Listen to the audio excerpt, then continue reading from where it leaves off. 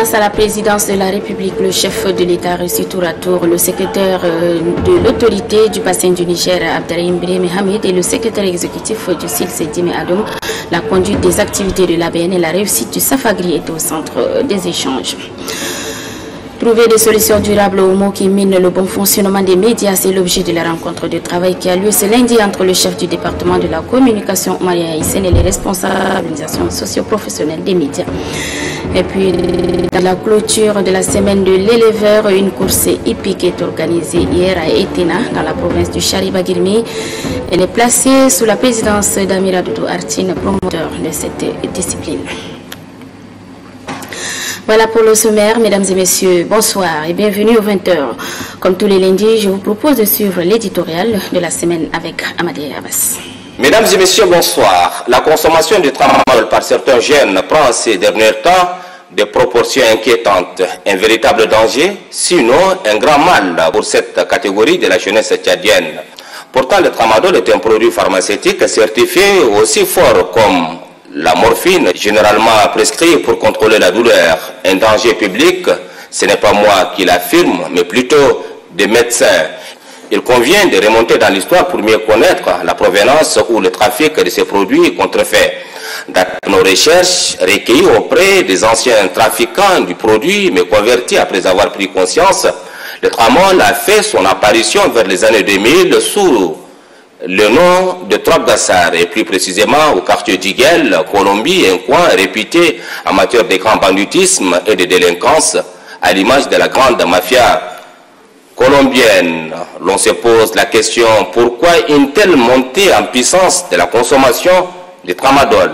De mon point de vue, le prix de ces produits est à la bourse de tous. Son coût serait le principal facteur. En Djamena, par exemple, la plaquette est généralement vendue entre 2000 et 3500 francs CFA et l'unité est à 200 francs CFA, soit un montant bien inférieur aux dérivés de la cocaïne et de l'héroïne. Des écarts importants sont toutefois observés selon le lieu et la demande. Dans les sites miniers du pays, par exemple, les comprimés coûtent entre 150 et 200 francs CFA, et cela bien entendu selon les provinces du pays où s'est développée cette pratique. Chauffeurs de taxi, bus de transport, clandouman, orpailleurs, filles et garçons, bref, la liste de consommateurs de produits est longue. Le tramol est consommé par une catégorie de la jeunesse comme du pain qui nourrit le corps sans mesurer les conséquences désastreuses. Une consommation individuelle souvent indépendante de l'âge, augmentation de la force ou de l'endurance pour un travail physique, résistance à la chaleur, recherche des performances sexuelles et que sais-je encore. Les accros ignorants ou conscients des conséquences désignent affectueusement le tramol sous les termes de Sarko, vitre fumée, béret rouge, John Travolta, tête brûlée, Malgaré, Trabgassar, et j'en passe. Les accidents de circulation, les bagarres sans fondement, les agressions, les troubles à l'ordre public, les criminalités et bien d'autres conflits sociaux sont dus en grande partie de ces phénomènes. Oui, le tramol traverse allègrement les frontières, d'où ces grosses interrogations. Pourquoi ne parvient-on pas à combattre le mal qui protège les trafiquants de ces produits? La police et la douane opérant aux frontières sont-elles débordées par le flux des produits considérés comme marchandises entre guillemets, ou ceux-ci profitent à certains?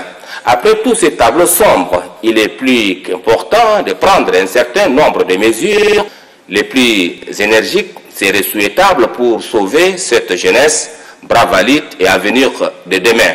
La provenance du produit et les circuits étant connus, pourquoi ne pas attaquer le mal à la racine?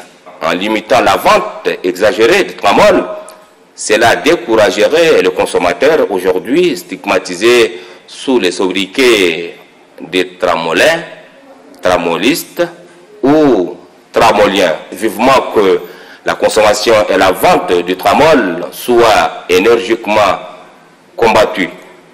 Tramol, c'est aussi la mort. À lundi prochain. Plaisir.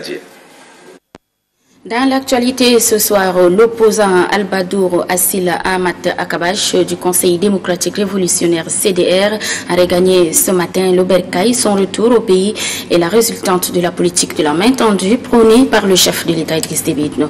Reportage Didi. Accueilli par le directeur de cabinet civil adjoint du président de la République, Brahim Mohamed Jamaluddin, et le conseil diplomatique du chef de l'État, Cheikh Ibn Omar, Albadour Assil Ahmad Akabash est conduit à la villa des hôtes.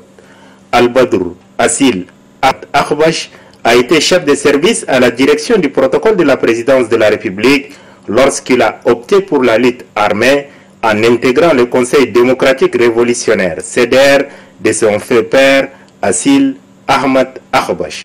Parents, amis et connaissances ont également fait le déplacement de la villa des hôtes en Djari pour lui souhaiter un bon retour parmi eux. Le retour au Tchad, ce 18 mars 2019, dit désormais ex-maquisard Albadour Assil Ahmad Akabash fait suite à l'amnistie générale décrétée par le chef de l'État Idriss Déby Itno après la promulgation de la loi fondamentale du 4 mai 2018. C'est avec une voix étreinte d'émotion qu'il a bien voulu livrer ses impressions. Il est du devoir de tout un chacun de considérer la politique de la main tendue du chef de l'État ne doit pas être laissé sans réponse. Le fait qu'aujourd'hui, la plupart d'entre nous se sont retrouvés plus ou moins à l'extérieur, en dehors de la légalité. Ceci a participé à beaucoup de douleurs, aussi bien pour nos familles que pour nous-mêmes.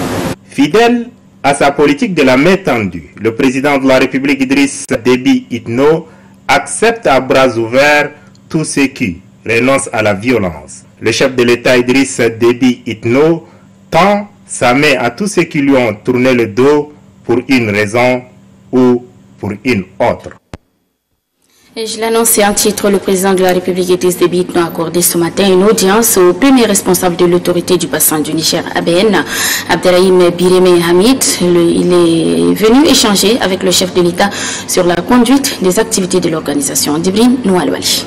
Cela fait exactement un an que le Tchadien Abderrahim Bireme Hamid a été désigné secrétaire exécutif de l'autorité du bassin du Niger, ABN. Sous sa conduite, beaucoup de choses ont été réalisées. De ces réalisations, il en a été question au cours de cette audience que lui a accordé le chef de l'État Idriss Déby Itno. Qu'il s'agisse de l'organisation interne, des relations avec les partenaires ou de la tenue des réunions statutaires, toutes les activités menées pour redresser l'organisation ont été portées à la connaissance du chef de l'État. Dans sa valise, le secrétaire exécutif de l'ABN traîne également un projet régional sur les changements climatiques, un projet qui, selon lui, va démarrer très prochainement. Nous leur avons informé de la mise en place très bientôt d'un projet dans le cadre du changement climatique qui est très important pour un montant de 232 millions de dollars. Et donc 80% est de dons. Notre quote-part pour le Tchad, c'est autour de 12 milliards de francs CFA. On est le premier pays maintenant à mettre en place, à désigner plutôt l'équipe dirigeante de ces projets-là. Et ce projet, si tout va bien, sera lancé à la fin de ce mois ou au plus tard début le mois d'avril. Et l'unité de gestion se serait placée dans le bassin. Et le bassin, c'est le Démaïkibi plus le Tangéré. Mais l'unité de gestion du projet se serait placée à l'Aï pour être très proche des populations bénéficiaires. Dense et varié, il prend en compte des secteurs comme l'agriculture, l'élevage, la pêche ou l'organisation des marchés. Une fois mis en œuvre, il aura un impact certain, soutient Abderrahim Bireme Hamid, qui, grâce au conseil du chef de l'État, entend mettre sur orbite l'ABN pour faire d'elle un véritable outil d'intégration au grand bénéfice des populations des 9 pays membres. Juste après le secrétaire exécutif de l'ABN, le chef de l'État Idriss Déby Itno a reçu le secrétaire exécutif du SILS, Adoum Dime, accompagné de la ministre de la Production, de l'Irrigation et des Équipements agricoles, Lydie Béasemda. La réussite éclatante du Safari constitue le menu des discussions. Savoura Douniakani.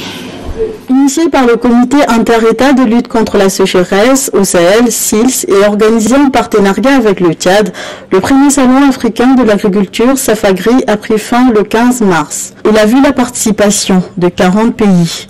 Le Safagri a été une véritable réussite. En 3 jours, il a été la plateforme du donner et du recevoir entre les producteurs, décideurs et chercheurs. L'objectif du départ est de proposer des solutions durables à l'agriculture africaine et à portée de main.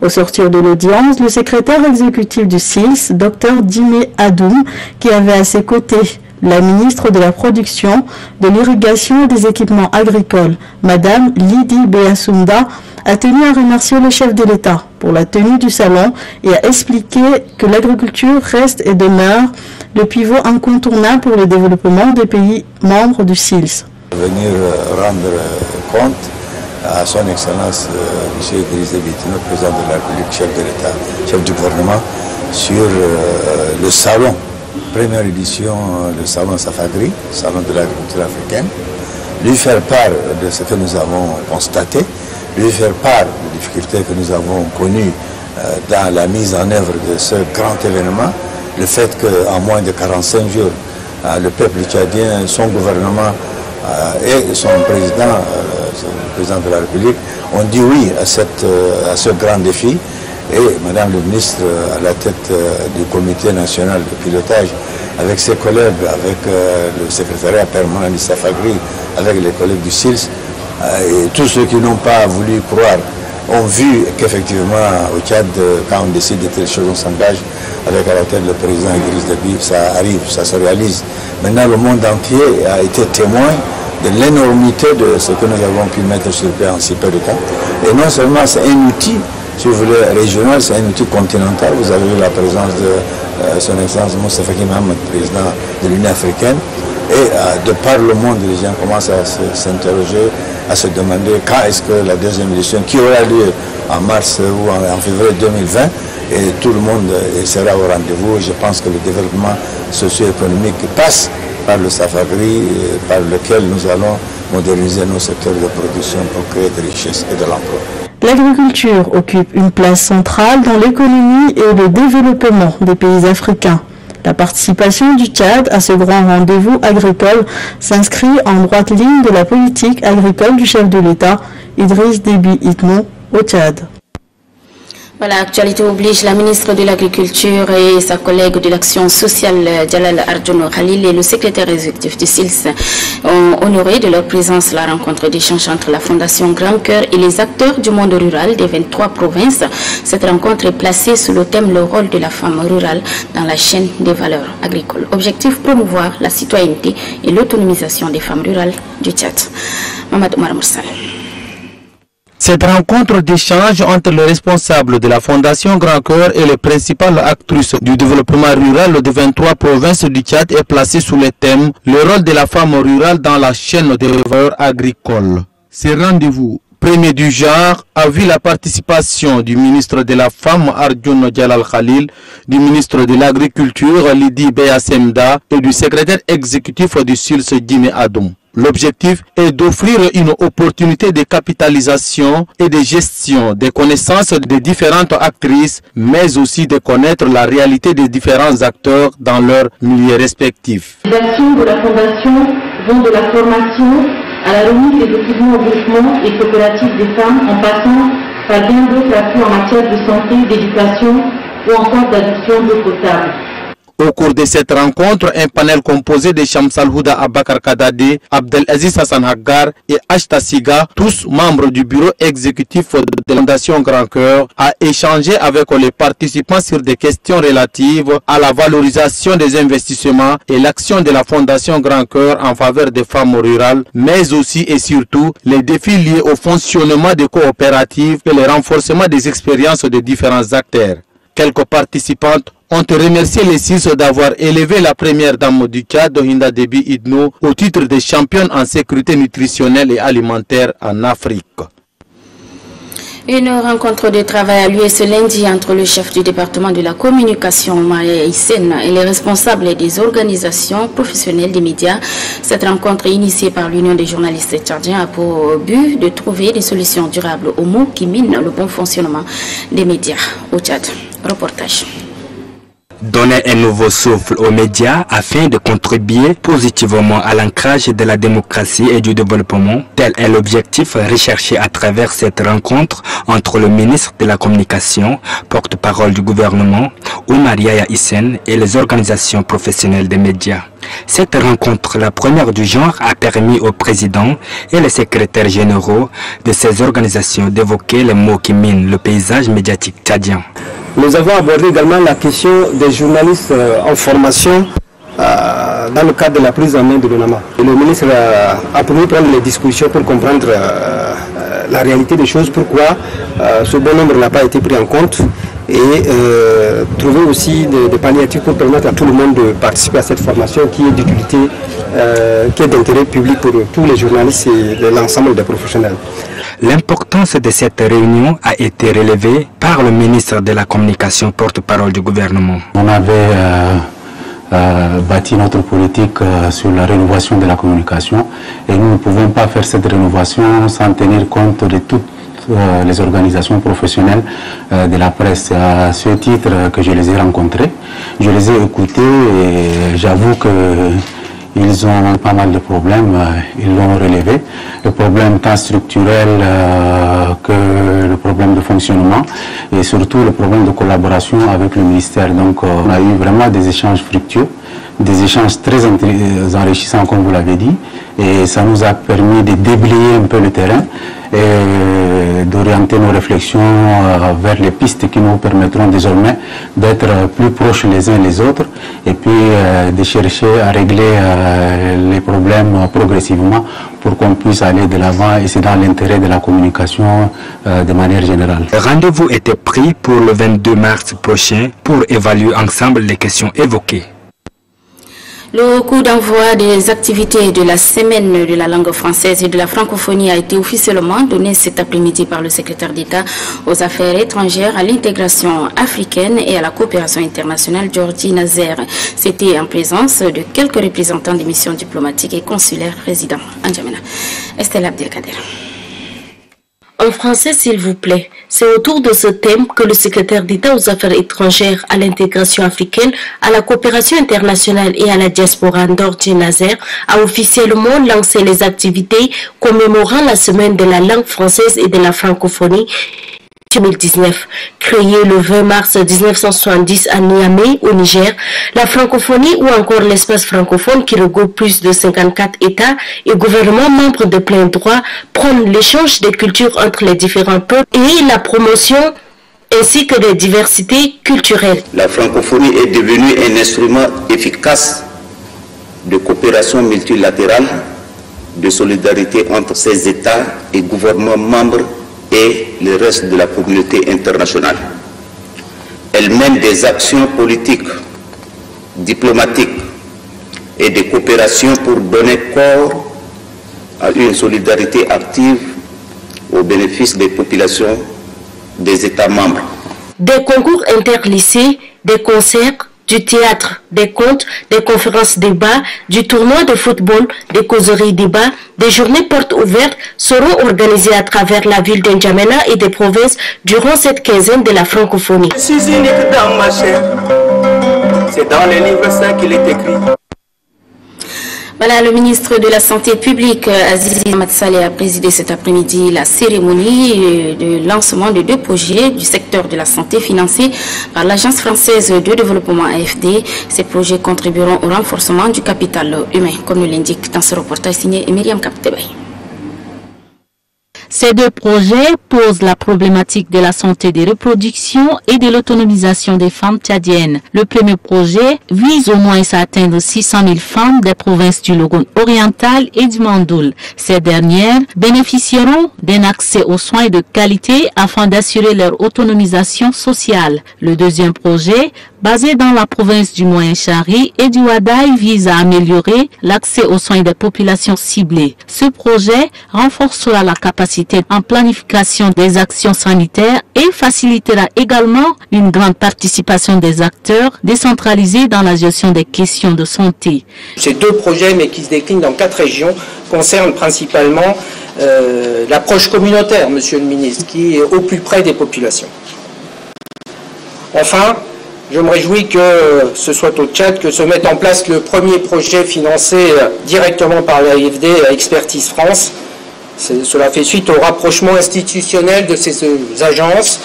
Ça nous montre aussi que l'intérêt et la nécessité de travailler collectivement, alors déjà au niveau français, mais également au niveau international.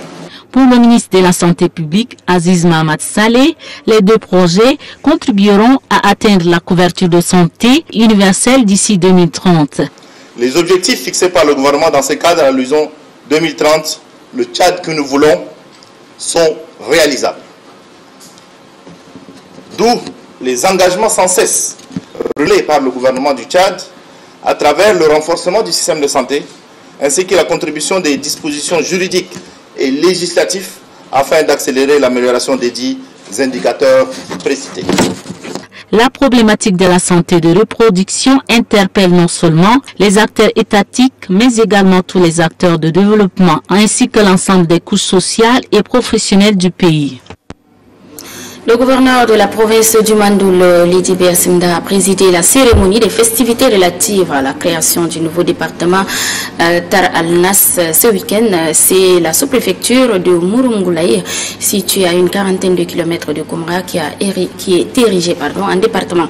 Une cérémonie qui a vu la présence de la ministre de la formation professionnelle et des petits métiers, Madidia Pajarut, des autorités administratives, traditionnelles et bien d'autres invités. Kalia Gavadna. L'élection de la sous-préfecture de Murungoulaye en département réjouit plus d'un de ses ressortissants. Ceux-ci ont tenu à exprimer toute leur reconnaissance au chef de l'État Idriss Déby Itno à travers une cérémonie de remerciement. Une cérémonie qui a vu la présence de la ministre de la formation professionnelle, Madidia Pajarut, du gouverneur de la province du Mandoul, Lissi Biasimda, et d'autres fils et filles du département. Le président du comité d'organisation, Massar Madi Ngaringem, a au nom de tous les fils et filles du département remercié le chef de l'État Idriss Déby Itno pour avoir érigé leur sous-préfecture en département et rassure de l'accompagner dans son programme politique. Le gouverneur du Mandoul, quant à elle, appelle les ressortissants de ce nouveau département à se mettre au travail pour son développement.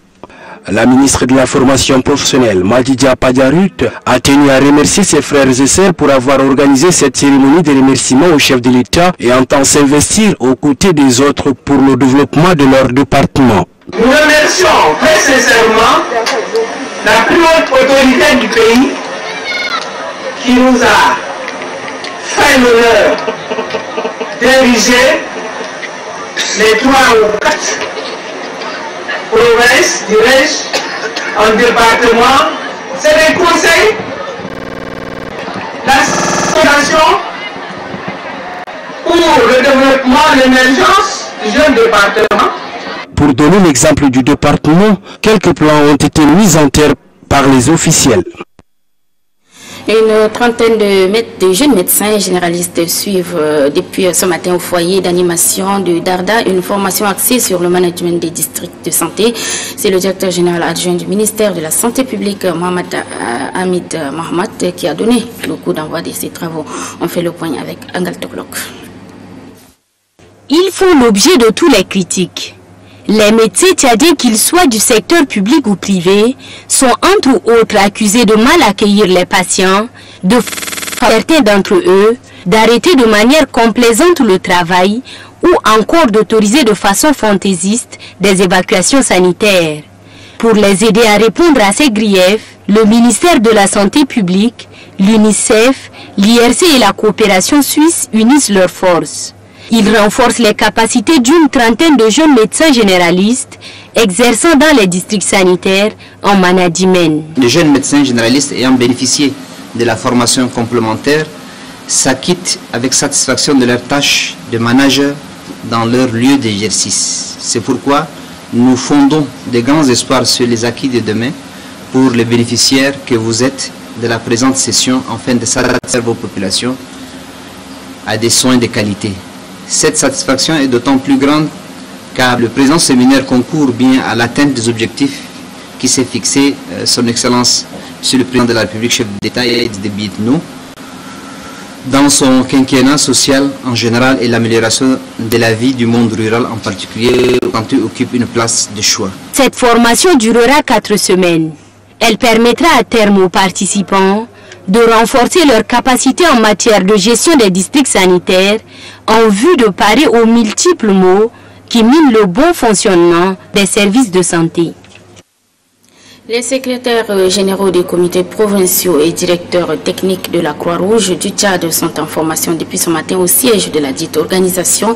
Ils seront outillés sur les bases de données de volontaires de la Croix-Rouge du Tchad. Moussa Modou Abdoulaye.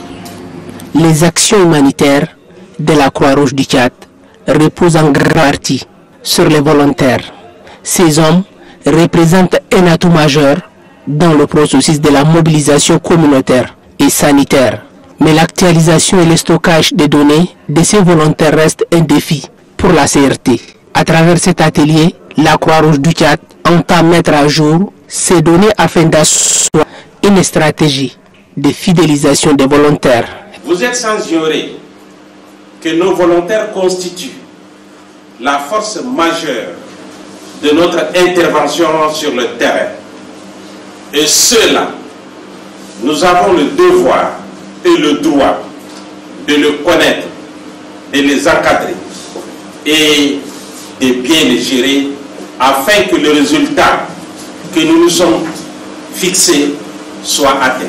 Au terme de l'atelier, le document validé servira comme ligne de conduite pour la Croix-Rouge du Tchad et ses partenaires afin d'améliorer les conditions de vie des volontaires dans les actions humanitaires qu'ils mèneront. La mission politique conduite par le secrétaire national chargé des groupements socio-professionnels du MPS, Jean-Bernard Padaré, a clôturé sa tournée avec le ralliement des militants de certains partis au MPS. Nguyen Bengueri, précision. Le mouvement patriotique du salut élargit son champ de bataille. À Bissau, plusieurs militants et militantes de l'UNDR et ceux du RND le réveil ont rallié au MPS.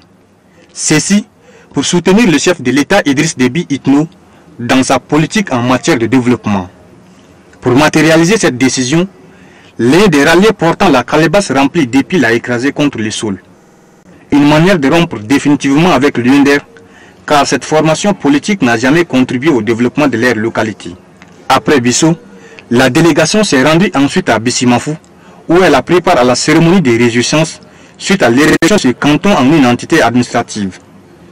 Cette mission de sensibilisation a été jugée satisfaisante selon le secrétaire national chargé des groupements socio-professionnels du MPS. Le bilan, moi, je pense qu'il est largement positif. Ça m'a permis moi-même de me rendre compte de certaines réalités. D'abord de la faiblesse de nos structures au niveau local, que ce soit au niveau régional, que ce soit dans les départements, pire encore, et dans les villages, nos structures existent que de nous. Ces structures n'ont pas de relation avec la masse populaire. Et c'est ça le vrai danger qui nous guette. Dans les différentes localités sillonnées, le message du secrétaire national chargé des ISP du MPS reste le même. Celui de sensibiliser et d'expliquer aux populations le projet de société que porte le MPS. Et puis la campagne d'information et de sensibilisation sur les acquis de la 4e République du Conseil provincial du MPS du Chariba Girmi se poursuit. Le secrétaire provincial Kadr Saleh et ses camarades sont arrivés à Bousso. Précision, Mamad Abakar.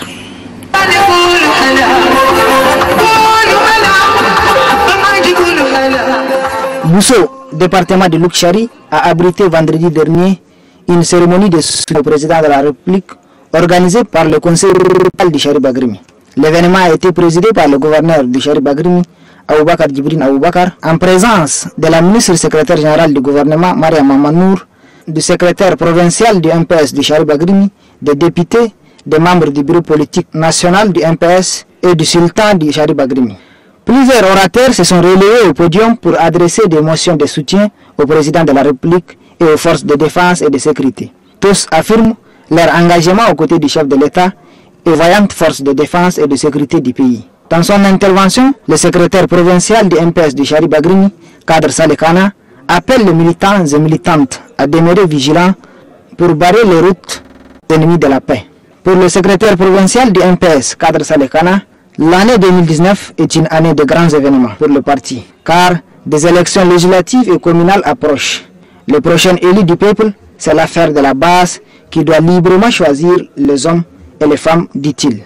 Pour encourager davantage les militants du MPS à doubler d'efforts, le secrétaire provincial a décidé de construire un nouveau siège du MPS à Bousso. La cérémonie de la pose de la première pierre du siège en question a eu lieu juste à la fin du meeting en présence du gouverneur et plusieurs élites de la province. Et après Bousso, la délégation politique partie de N'Djamena a organisé un grand meeting à Mbarlet pour sensibiliser les militants sur les échéances à venir. Ahmad Abakar. La mission d'information et de sensibilisation sur les acquis de la 4e République, entreprise par le Conseil provincial du mouvement patriotique du Sali dans la province du Chariba Girmi, se poursuit. Le département de Bousso, c'est le tour de la localité de Mbarlet d'accueillir la délégation du Conseil provincial du MPS du Chariba Girmi, conduite par Kadr Saleh Kana. La localité de Mbarlet, située à 40 km du canton Nogo, vient d'être érigée en commune rurale, promesse du président de la République, chef de l'État, Idriss Déby Itno, à la province du Chariba Girmi. Mobilisation taille de la population de Mbarlet à la place publique pour écouter le message des dirigeants politiques du MPS venus de N'Djamena. Après le mot de bienvenue du président du comité d'organisation, Mohamed Abdoulaye, 3 motions de soutien aux forces de défense et de sécurité, de remerciements au chef de l'État d'avoir érigé Mbarlet en commune rurale et une motion spéciale au président de la République ont été lues à l'assistance par Habsi Takara. Omar Boukar Kana, membre du bureau politique national du MPS, tout comme les députés Mohamed Kanabadi et Mohamed Ousmane Nangergue et le sultan de Chariba Girmi, Adjoli Mohamed Youssouf, sont intervenus tour à tour pour exhorter les militants à rester solides. Le secrétaire provincial du MPS du Chariba Girmi, Kadr Saleh Kana, a développé 3 thèmes, entre autres le problème de la femme rurale, en mettant l'accent sur la scolarisation des filles, le mariage précoce et les maladies sexuellement transmissibles, le problème de l'emploi des jeunes et l'éducation civique à l'endroit des jeunes. Les militants du MPS de Mbarlet réitèrent leur soutien au chef de l'État. Même son de cloche à Tilo, village situé à 7 km d'Abéché dans la province du Ouadaï. Mamad Hassan Nasradi. À Tilo, village situé à 7 km à la sortie nord d'Abéché, a accueilli les militants du mouvement patriotique du salut du canton Rachmal-Wadi et ceux venus d'Abéché pour suivre le message de paix et de la cohabitation pacifique du bureau provincial du MPS du Ouadaï. À cette occasion, le secrétaire exécutif départemental du MPS de Ouara, Ridouane Hissène Mokhtar, a remercié tous ceux qui ont rendu possible la cérémonie avant de demander aux militants de serrer la ceinture pour affronter les futures échéances électorales. Cette cérémonie, c'est aussi le ralliement des militants du Parti pour les libertés et le développement. Ces ex-militants du PLD ont jugé utile de s'aligner derrière le mouvement patriotique du salut par rapport à ses idéaux et ont, par la voix du secrétaire départemental, annoncé leur entière fidélité au mouvement. Le secrétaire général du MPS du Ouadaï, Abbas Abdelkarim Badour, a félicité les jeunes qui ont décidé de rejoindre le MPS. Nous accueillons à bras ouverts nos frères et sœurs du PLD qui viennent de regagner nos rangs. Je vous félicite pour cette clairvoyance et vous assure que vous êtes désormais militants à part entière du mouvement patriotique du Sali. Le conseiller spécial à la présidence de la République, membre du bureau politique national Aliou Abdoulaye Ibrahim, a dans son intervention salué le choix de jeunes qui ont regagné le MPS avant d'appeler la population à la préservation des acquis démocratiques et de la cohabitation. Le gouverneur du Ouadaï, Ramadan Erdebou, a félicité le bureau provincial pour le travail abattu et a rappelé que la province du Ouadaï a été un exemple du vivre ensemble. Dans le cadre de la clôture de la semaine de l'éleveur, une course hippique est organisée hier à Etlena, dans la province du Charibagrimi. Elle est placée sous la présidence d'Amir Adoudou Artin, promoteur de cette discipline. Abdul Keoul. Cette 10e édition de la semaine de l'éleveur a été marquée par des courses hippiques. La première course longue de 1600 mètres a opposé 14 chevaux issus des provinces. Cette course qui a été disputée est remportée par Garanti Moussoro, le trotteur de Salé, conduit par Adam Hamid. Les deux dernières courses ont mis en compétition 12 chevaux et juments de N'Djamena sur une distance de 1400 mètres. Cette course qui a attiré l'attention des parieurs a fait durer le suspense émaillé d'un incident jusqu'à la ligne d'arrivée a été remportée par le cheval Goudourtak de Brahim Ramzi, monté par le jockey Obi Pegil. La deuxième et la troisième place sont occupées respectivement par les chevaux Pharaon de Amir Adoudou Artin et Al-Muqtakissim de Abakar Mohamed Bichara. Du côté des organisateurs, l'événement a tenu ses promesses. Les courses de chevaux restent quand même un sport populaire. Comme vous le voyez vous-même, c'est une course de brousse qui a drainé entre 5000, 6000 ou 7000 personnes, je ne sais pas. Et c'est déjà très important pour le milieu rural. Partant de cela, la difficulté, c'est des difficultés d'ordre organisationnel, parce que jusqu'à aujourd'hui, on n'a pas d'infrastructure digne de ce nom pour pouvoir organiser cette activité en toute sécurité. Le rendez-vous de la prochaine course hippique est pris d'ici 2 semaines du côté de Mandalia, toujours dans la province du Charibagrimi. Quelques actes du chef d'État, décret 293 portant promotion des officiers des forces armées et de sécurité dont les noms suivent au grade supérieur. Les officiers supérieurs des forces armées et de sécurité dont les noms suivent sont promus au grade supérieur ci-après. Au grade de général de division, le général de brigade Abdallah Amat Abdallah. Au grade de général de brigade, le colonel Bokit Adir Agri.